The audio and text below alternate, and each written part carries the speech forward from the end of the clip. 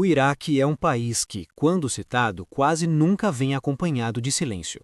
Ele carrega guerra, petróleo, ditadura, terrorismo, intervenção estrangeira, ruínas antigas e decisões recentes que ainda não terminaram de produzir seus efeitos. Mas antes de qualquer julgamento, antes de qualquer rótulo, o Iraque precisa ser entendido como uma peça específica de um tabuleiro muito maior. E talvez uma das peças mais disputadas do século XX e início do XXI, porque não estamos falando só de um país que foi invadido, estamos falando de um território onde decisões externas e internas se sobrepuseram de forma quase permanente.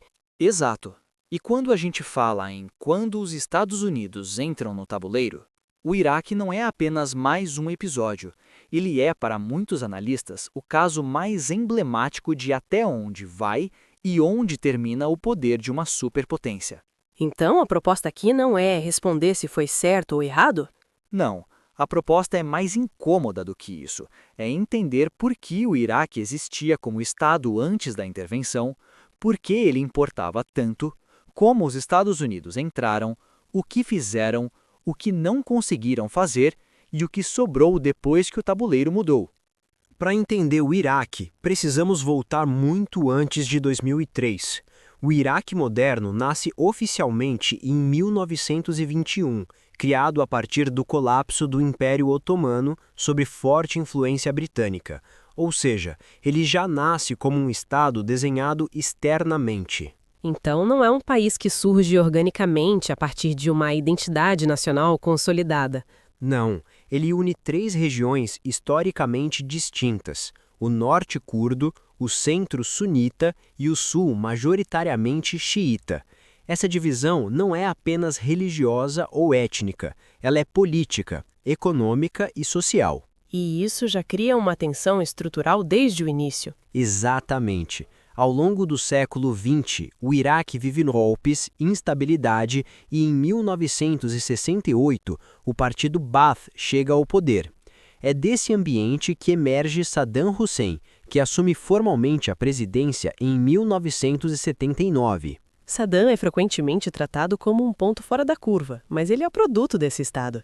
Perfeito. Saddam governa um regime autoritário, brutal, mas altamente centralizado. O Estado funciona, a burocracia existe, o exército é organizado. O país investe pesado em educação, infraestrutura e saúde, financiado pelo petróleo. Então, antes da intervenção, o Iraque não era um estado falido. Não, era um Estado repressivo, mas funcional.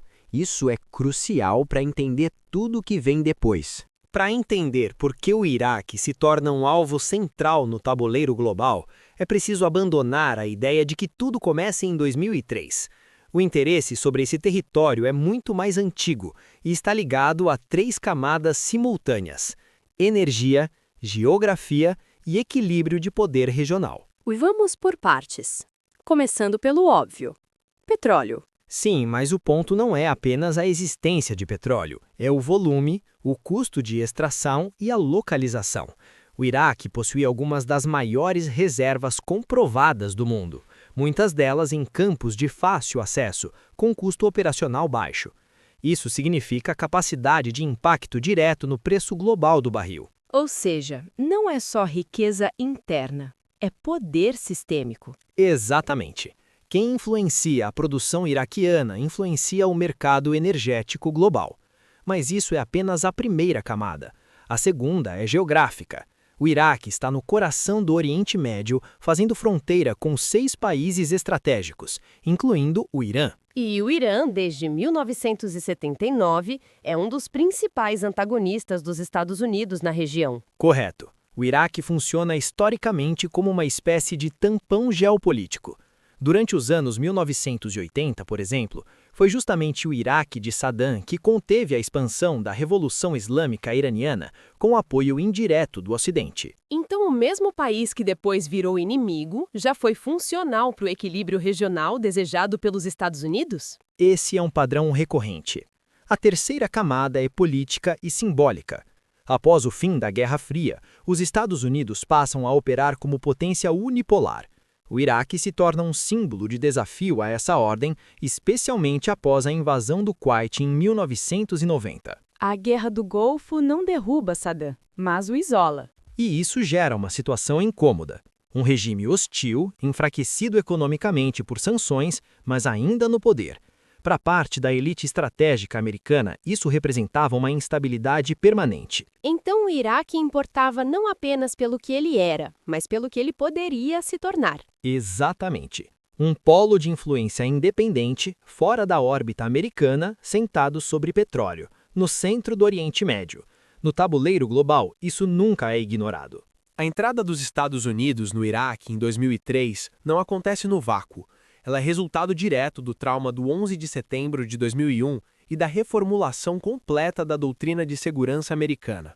A chamada Guerra ao Terror. Exatamente. A partir daí, os Estados Unidos passam a adotar a lógica da ação preventiva.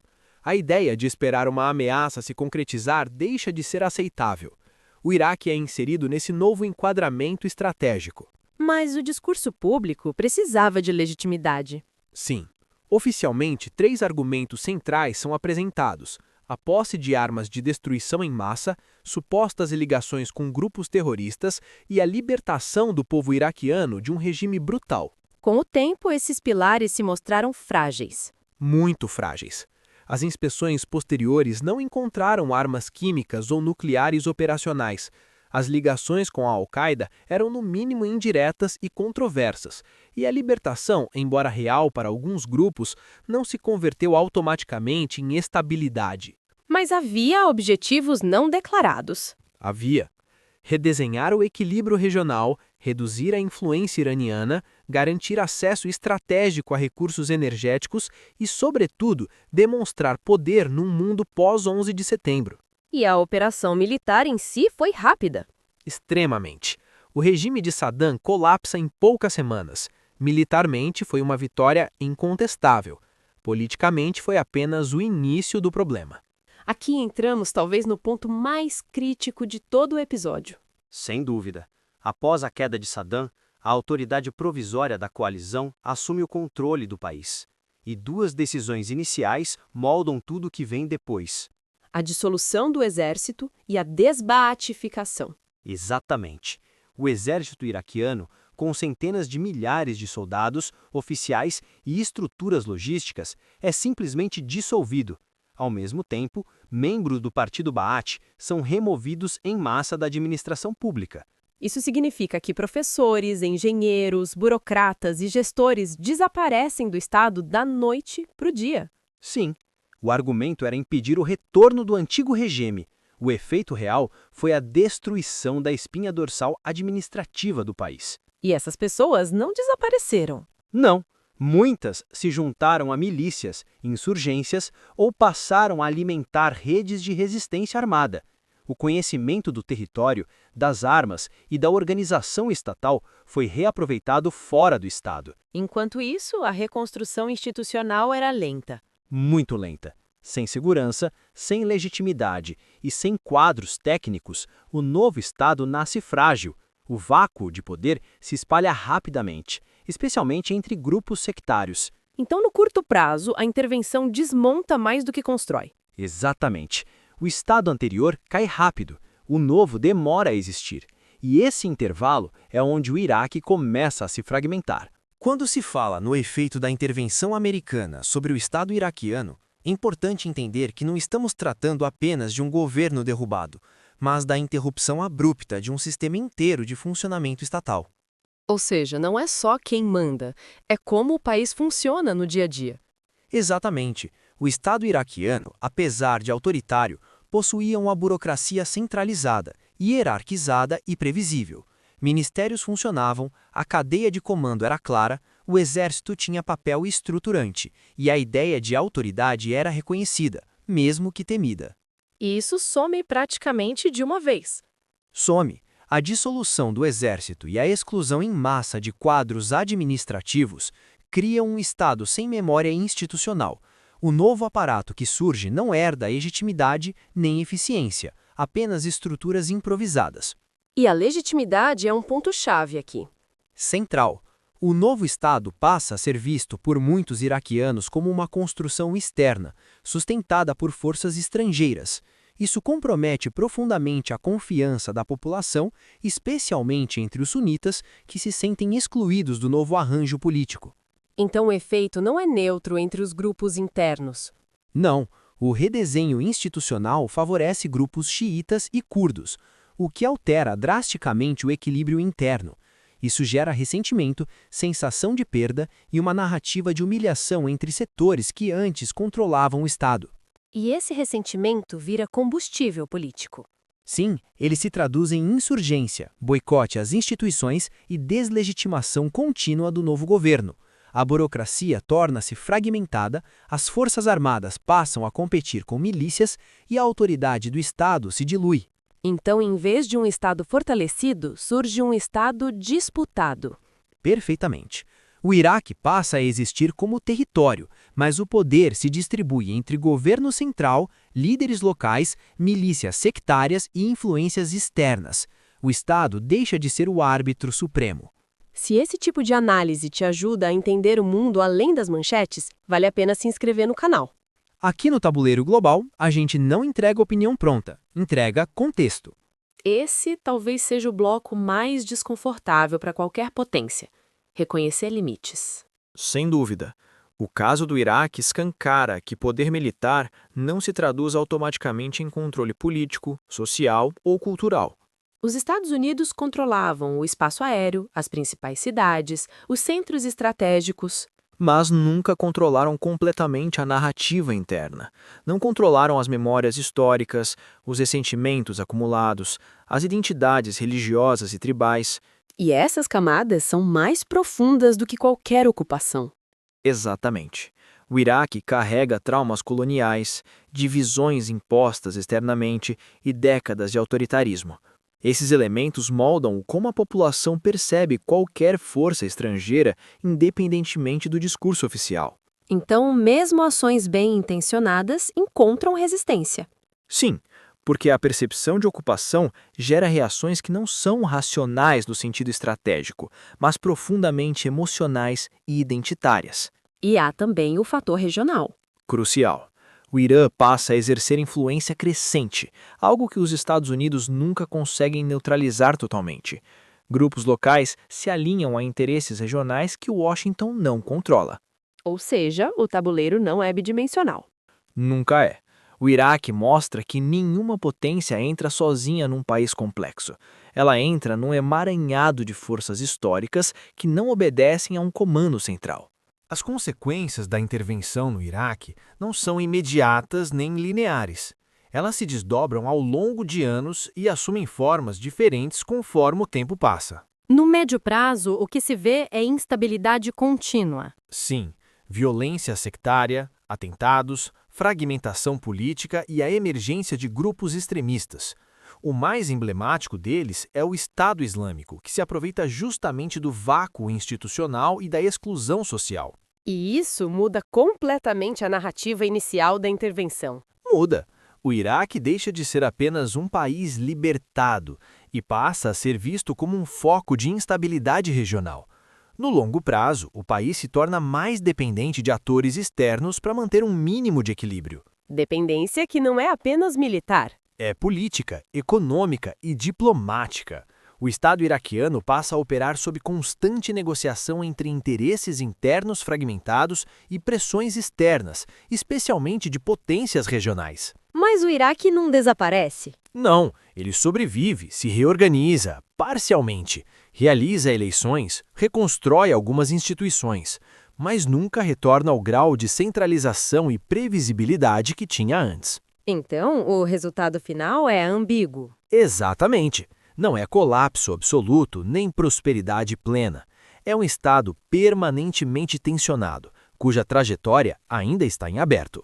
Quando a poeira baixa e o tempo permite olhar o Iraque com menos urgência emocional, o que esse caso realmente revela não é apenas um erro específico ou uma decisão mal executada, mas um padrão estrutural de intervenções externas em estados complexos. Ou seja, o Iraque não é uma exceção histórica isolada. Não, ele é um exemplo particularmente didático. O padrão começa com uma leitura excessivamente técnica do poder. A ideia de que derrubar um regime equivale a resolver um problema político. Como se o Estado fosse apenas a cúpula. Exatamente. O caso iraquiano mostra que regimes autoritários, embora moralmente questionáveis, muitas vezes funcionam como cola institucional. Quando essa cola é removida sem substituição imediata, o que emerge não é liberdade automática, mas fragmentação. E isso vale especialmente para países cuja identidade nacional ainda é frágil. Perfeito. O Iraque revela um segundo padrão. Intervenções tendem a subestimar o peso da história interna. Décadas ou séculos de rivalidades, ressentimentos e arranjos informais não desaparecem com uma nova constituição ou eleições supervisionadas. Há também o padrão da expectativa temporal. Sim, potências externas operam em ciclos políticos curtos. Estados em reconstrução operam em ciclos históricos longos. Essa incompatibilidade de tempo gera frustração, decisões apressadas e retirada prematura de compromissos. E talvez o padrão mais sensível, a ilusão do controle. Exatamente. O Iraque mostra que nenhuma potência controla integralmente as consequências da própria intervenção.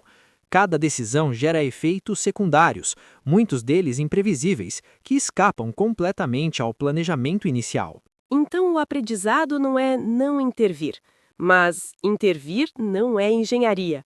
Perfeitamente colocado. O Iraque ensina que sociedades não são sistemas desmontáveis. Elas reagem, resistem, se adaptam e muitas vezes produzem resultados que nenhum ator externo desejava. Hoje, o Iraque ocupa uma posição ambígua no tabuleiro global. Ele não é mais um estado completamente dominado por uma potência externa, mas também não é plenamente soberano no sentido clássico.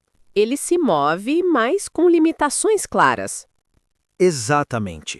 O governo central existe, eleições ocorrem, instituições funcionam parcialmente. Ao mesmo tempo, milícias armadas, influências regionais e pressões externas continuam moldando decisões internas. Então, que peça o Iraque se tornou? Uma peça instável, mas central. Um país que não dita o jogo, mas influencia movimentos ao seu redor. Um território onde diferentes forças disputam espaço sem que nenhuma consiga controle absoluto. E isso faz do Iraque um espelho para outras intervenções. Sim, não como advertência moral, mas como estudo de caso histórico. O Iraque não prova que intervenções sempre falham. Ele prova que intervenções têm custos profundos, duradouros e muitas vezes irreversíveis. E o tabuleiro segue em movimento.